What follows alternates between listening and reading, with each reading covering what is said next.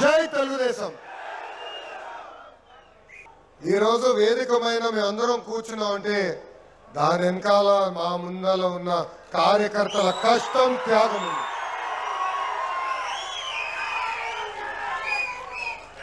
రెండు 2019 నుంచి 24 వరకు మన పైన కేసులు పెట్టారు, ఇబ్బంది పెట్టారు.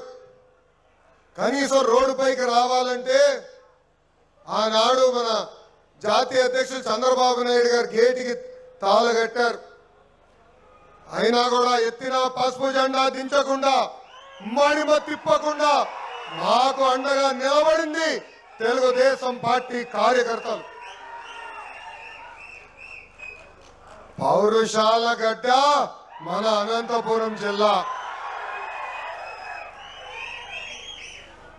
ధర్మవరం నియోజకవర్గంలో ఆర్డిటి ఆసుపత్రికి వెళ్ళా.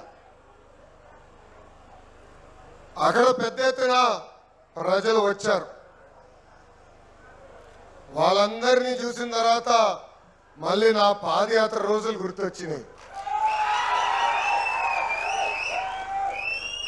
ఇక్కడున్న చాలా మంది నాతో కలిసి పాదయాత్ర చేశారు. రాత్రి అయిన తర్వాత 6:30, 7ంటికి బస్కి వస్తే కూర్చునేది. సుమారుగా 1-2 గంటలు ప్రజలు ఎదుర్కొంటున్న సమస్యల పైన, పార్టీని ఎట్లా బలోపేతం చేయాలి దానిపైన మనందరం చర్చించుకోవడం జరిగింది. అంటే ఆ ప్రేమ, ఆ అభిమానం అనంతపూర్ జిల్లా ప్రజలు మా కుటుంబంపై ఎప్పుడు చూపిస్తూ వచ్చారు. విశ్వవిఖ్యాత నడ సార్వభౌమ స్వర్గశ్రీ నందమూరి తారక రామారావు గారిని 3 సార్లు గెలిపించిన గడ్డ మన అనంతపురం గడ్డ. మా మామ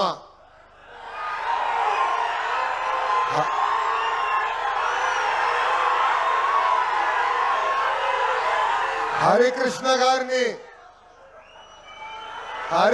గారిని గెలిపించి శాసనసభకి పంపించిన గడ్డ అనంతపురం గడ్డ. ఇంకొక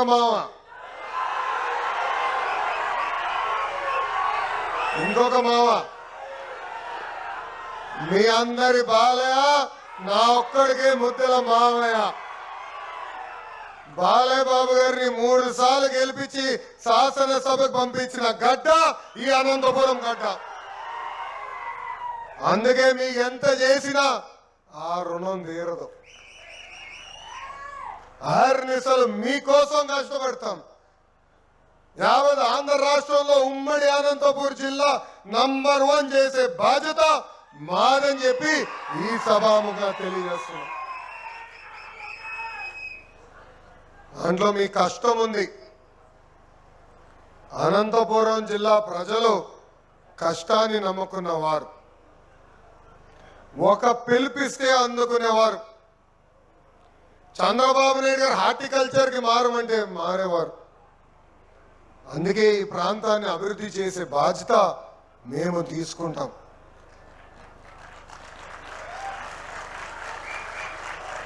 మీ అందరు తెలుసు, మొన్న జరిగిన మహానాడులో కొత్తగా 6 శాసనాలు ప్రకటించుకున్నాం. దాంట్లో నా గుండెకి దగ్గరున్న శాసనం మా కార్యకర్తనే మా అధినేత. ఆనాడు నేను ప్రకటించినప్పుడు అనేక అపోహలు ఉండే. ఇది సాధ్యమా అన్నారు. కానీ ఆనాడే చెప్పా, మీసాలు మిలేసి తొడగొట్టిన అంజిరెడ్డి తాతనే మీ లోకేష్ కి స్ఫూర్తి. తోట చంద్ర మెడపై కత్తి పెట్టి వాళ్ళ నాయకుడికి జై కొట్టమంటే జై తెలుగుదేశం, జై చంద్రబాబు నాయుడు అని ప్రాణాలు కోల్పోయిన తోట చంద్రే ఇక్కడున్న కార్యకర్తలందరికీ ఒక ధైర్యం. అది తెలుగుదేశం పార్టీ, అది తెలుగుదేశం పార్టీ కార్యకర్తలు. నమ్మకున్న సిద్ధాంతాల కోసం ప్రాణాలు పోయినా పర్వాలేదని చెప్పే మనస్తత్వం మనందరం చూసాం. 2004 నుంచి 2009 వరకు ఎలాంటి అరాచక పాలన మన జిల్లాలో జరిగింది. ఎంతోమంది కార్యకర్తలు ఆనాడు చంపేశారు. అంతెందుకు పరిటాల రవి గారిని కూడా ఆనాడు చంపేస్తాం జరిగింది. చంద్రబాబు నాయుడు గారు బృందం వేసి ఒక కుటుంబాన్ని వెళ్ళి పరామర్శించండి, పార్టీ అండగా ఉందని చెప్పేదానికి పంపిస్తే కరెక్ట్గా బయటకు వచ్చిన తర్వాత మరొక ఫోన్ వచ్చేది, ఇంకొక కార్యకర్తని ఆనాడి రాక్షసులు చంపేశారు. అయినా మీరు చెక్కు చెదరలా, అయినా మీరు అధైర్యపడలా. నమ్మకున్న పార్టీ కోసం ఆనాడు నుంచి ఈనాడు వరకు మీరు నాకు అండగా నిలబడ్డారు. అందుకే తెలుగుదేశం పార్టీలో కార్యకర్తనే అధినేత. పార్టీ పిలిపించిన ప్రతి కార్యక్రమం తీసుకున్న కార్యకర్తనే మాకు అధినేత. ఆనాడు పాదయాత్రలో కార్యకర్తలందరూ నన్ను కలిశారు. అయ్యా, కష్టపడిన కార్యకర్తకి కేవలం మాటలు చెప్పే కార్యకర్తల తేడా మధ్యన మీరు తెలుసుకోవాలి. వాళ్ళిద్దరి మధ్యన తేడా మీరు తెలుసుకోవాలి. ఆనాడు బాబు షూరిటీ భవిష్యత్తు గ్యారంటీ చేసినప్పుడు ఓటీపీ విధానం తీసుకొచ్చాం. మీరందరూ నన్ను తిట్టుకున్నారు, అందరు నవ్వుతున్నారు. ఎందుకు పెట్టాడ్రా ఈడనుకున్నారు. కానీ పనిచేసిన కార్యకర్త, పని చేయని కార్యకర్త మధ్యన తెలుసుకోవాల్సిన బాధ్యత నా పైన ఉంది. అందుకే ఆ వ్యవస్థ పెట్టామని చెప్తాను జరిగింది. నేను కార్యకర్తలు చెప్పా, సామాన్య కార్యకర్తని పాలిట్ బ్యూరోకి తీసుకెళ్లే బాధ్యత తెలుగుదేశం పార్టీదని. ఈరోజు నేను గర్వంగా చెప్తున్నా, ఒక మండల పార్టీ అధ్యక్షురాలు, ఒక క్లస్టర్ ఇన్ఛార్జ్ ఏకంగా పాలిట్ బ్యూరోలో కూర్చోబెట్టే అవకాశం మన అధ్యక్షులు చంద్రబాబు నాయుడు గారు కల్పించారు. అక్కడితో మేము ఆగం, ఇంకా చేయాల్సిన అవసరం ఉంది. ఇక్కడ ఎంతమంది మై టీడీపీ యాప్ డౌన్లోడ్ చేసుకున్నారు? చేతుల పైకి ఎత్తండి. ఎత్తమంటే అందరూ ఎత్తేస్తారా బా? ఇప్పుడు మీ ఫోన్లు తీసుకుని చెక్ చేస్తా, చెక్ చేయొచ్చా? జై తెలుగుదేశం యాప్. ఎందుకంటే డైరెక్ట్గా మనం చేస్తున్న కార్యక్రమాలు మీకు తెలియజేసినానికి. పార్టీ ఒక కార్యక్రమానికి పిలిపిస్తే ఒక క్లస్టర్ యూనిట్ బూత్ అధ్యక్షుడు కానీ, పట్టణ వార్డు అధ్యక్షుడు కానీ ఇమీడియట్గా స్పందించి ఆ కార్యక్రమం చేసి పార్టీ తెలియజేస్తాం.